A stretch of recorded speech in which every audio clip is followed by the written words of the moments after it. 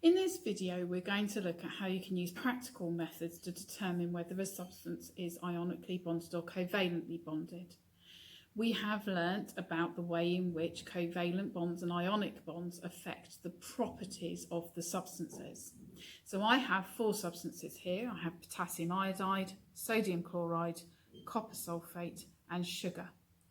There are 2 tests that we're going to undertake, and you will need to record the results in your book. The first one is with potassium iodide and sodium chloride, copper sulfate and sugar, and we're going to look at them dissolving in water.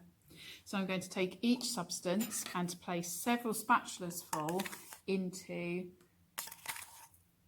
the water. Now we need to do this because in order for the second part of the practical to work, we need it to be a saturated solution. So you'll notice that I'm adding it and I'm giving it a stir to make sure it all dissolves. You will also notice that I am using new spatulas and stirring rods for each of the substances, and this is to prevent cross-contamination.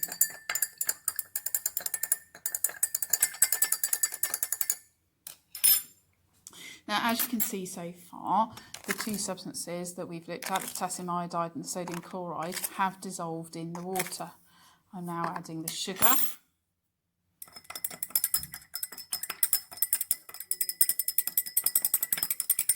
And that has also dissolved in the water. We're then going to add the copper sulfate. And again, that substance has dissolved in water. So all 4 of the substances dissolve in water. The second part we need to look at is their ability to conduct electricity, and we're going to look at that in 2 forms. We're going to look at the ability to conduct electricity when a solid and the ability to conduct electricity when in a liquid form or dissolved, as we have already done. As you can see, I've now got the electricity equipment set up. I've got a power pack, I've got the wires leading to a bulb and then to the crock clips. If I turn it on and touch the 2 carbon rods together, you can see that the bulb lights up. This proves that this works in conducting electricity. In order to test the solids, I'm literally going to take the pots and I'm going to put the wires into the pots. So this is the potassium iodide.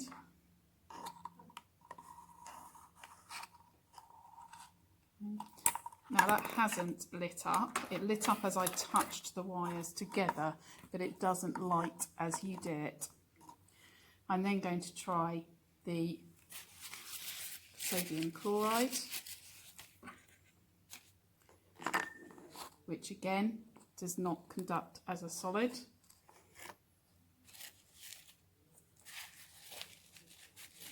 The key thing with this practical is that at any point at which you touch the 2 carbon rods together, it will cause electricity to flow.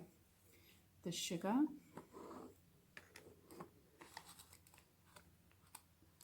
Again, it doesn't conduct. And finally, the copper sulfate.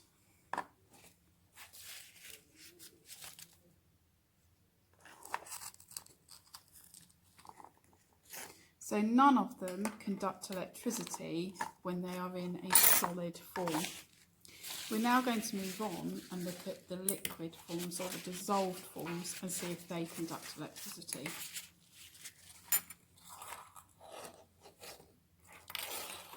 So the first one we're going to test is the potassium iodide.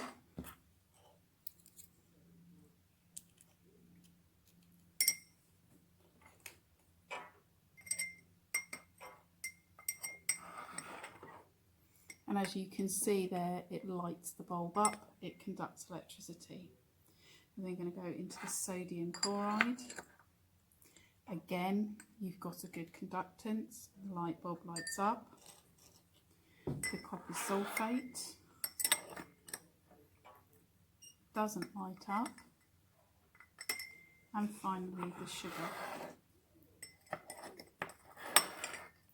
Again, it doesn't light up. Now the aim is that you use these practical results in order to determine which ones are ionic and covalently bonded. Okay, in the last video we looked at the properties of ionic and covalent bonded substances, and we looked at copper sulfate. Now when we did the copper sulfate, it didn't conduct electricity, yet it is ionically bonded. Now there's several possibilities for that. It could be that the electrical circuit wasn't completed for a number of reasons. It could be because of the concentration of the copper sulfate, it could be because of the voltage on the power pack, or it could be down to faulty wires. So I'm just going to show you that copper sulfate does in fact conduct electricity. As you can see there, with a concentrated solution of copper sulfate, it does indeed light the bulb.